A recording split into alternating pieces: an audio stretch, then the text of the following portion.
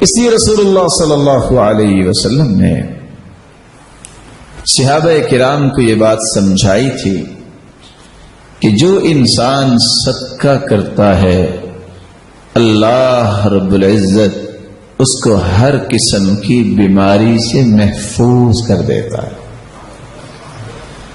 داؤوا مرضاکم بالصدقہ، بیماریوں کا علاج. میں تو یہ کہوں گا آپ بھی اللہ تعالیٰ سے دعا کیا کریں، یا اللہ اگر تو بغیر آزمائشوں اور بیماریوں کے اونچا درجہ دے دے تو اس سے کسی نے کوئی پوچھنا ہے کیا؟ نہیں دے تو سکتا ہے نا اللہ تعالیٰ. اور اس لیے ابن القیم کہا کرتے تھے کچھ ایسے لوگ اللہ نے پیدا کیے ہیں اللہ تعالیٰ یحییہم اللہ بالعافیہ ویمیتہم بالعافیہ ویبعثہم بالعافیہ. وہ ساری زندگی عافیت میں رہتے ہیں، قبر میں بھی عافیت میں رہیں گے، حشر میں بھی عافیت سے ہی اٹھیں گے. اللہ ان لوگوں میں ہمیں بھی شامل فرما دے. لیکن اگر کوئی معمولی سی بیماری آ جائے تو اس پہ پریشان نہیں ہونا چاہیے، اللہ تعالیٰ سے ہی مدد مانگنی چاہیے. دوائی ضرور لیا کریں، علاج کروایا کریں، یہ سنت ہے، لیکن حرام چیز سے علاج نہیں. کیونکہ حدیث کہتی ہے تداووا ولا تتداووا بحرام، تم دوائی لیا کرو لیکن حرام چیز کی دوائی نہ لیا کرو. حرام چیز سے مراد ایسی دوائی جس میں حرام چیز ڈالی گئی. کیوں؟ عبداللہ ابن مسعود رضی اللہ تعالی عنہ فرمایا کرتے تھے ان اللہ لم يجعل شفاء امتی فيما حرم علیہ، اللہ رب العزت نے اس چیز میں شفا رکھی ہی نہیں جس کو حرام کہتے، اس میں شفا نہیں رکھی. لیکن علاج جہاں آپ دوڑ کے جاتے ہیں ڈاکٹر کے پاس، جانا چاہیے، منع نہیں ہے. وہاں ایک علاج یہ بھی ہے داؤوا مرضاکم بالصدقہ، اپنی بیماریوں کا علاج صدقے کے ذریعے کرو. یہ صدقہ بھی ایک علاج ہے. جہاں آپ صبح شام 2-2 4-4 ایمٹی کلاکس لے لیتے ہو، وہاں صدقہ بھی 2-4 روپے کر دو. یہ اس سے قیمتی اور اس سے زیادہ پوٹینسی کے کیپسول ہیں، لیکن اس کے لیے یقین ضروری ہے. جن لوگوں کو اللہ نے سمجھ دی وہ ایسا ہی کرتے تھے. خود امام حاکم جو مستدرک حاکم کے لکھنے والے ہیں محدث، اچانک ان کو ایسی بیماری ہوئی کہ ان کے چہرے پہ زخم بن گئے. ادھر سے علاج کروا، ادھر سے. اس نے کہا حدیث تو نہیں چھوڑ سکتا، پڑھتے پڑھتے سامنے حدیث آ گئی، وہاں رک گئے.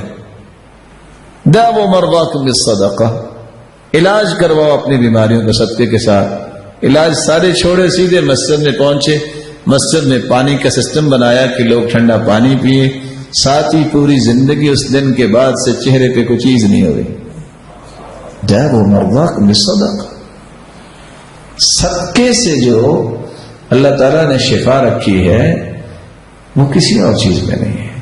یہی وجہ ہے کہ بعض نیک عورتیں تو صرف اس بات پہ صدقہ دیا کرتی ہیں کہ اگر صدقہ جسمانی بیماریوں کا علاج ہے تو پھر روحانی بیماریوں کا بھی علاج ہوگا.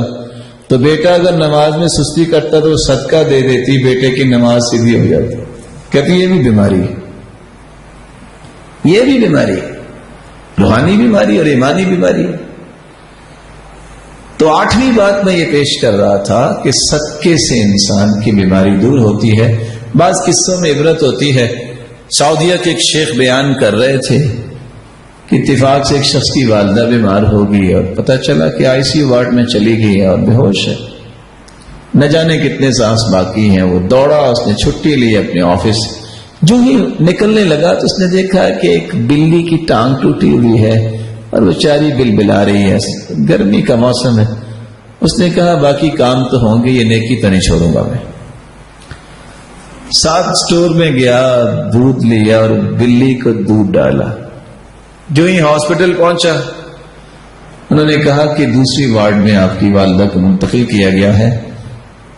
تو اس نے مذاق سمجھا کہ لگتا ہے کہ ایکسپائر ہوگی اور مجھے کہہ رہے ہیں دوسری وارڈ میں گئی. آئی سی یو وارڈ میں کیسے اتنی دیر میں منتقل ہوگی؟ خیر وہاں پہنچا تو ماں ہوش میں تھی. کہا ماں یہ کیا؟ کہا بیٹا میں تو خواب میں مجھے نظر آیا ایک بلی دعا کر رہی تھی، اللہ نے قبول کر لی اور میں ہوش میں مجھے انہوں نے یہاں منتقل کر دیا۔ یہ باتیں سمجھنے والی ہیں۔ وفی کل ذات کبد رطب اجر، ہر جاندار کے ساتھ احسان کرنے کا اجر ہے۔ کتا حالانکہ پلید ہے لیکن پیاسا تھا، اس کو بنی اسرائیل کی بدکار عورت نے پانی پلا دیا، اللہ نے اس کی ساری زندگی کے گناہ معاف کر دیے۔ اگر ایک مسلمان کو آپ پانی پلا دیں جو اشرف المخلوقات ہے، تو اگر کتے کو پانی پلانے والی کی بخشش ہو سکتی ہے تو مسلمان کو پانی پلانے والے کی بخشش نہیں ہوگی؟ ہوگی انشاءاللہ۔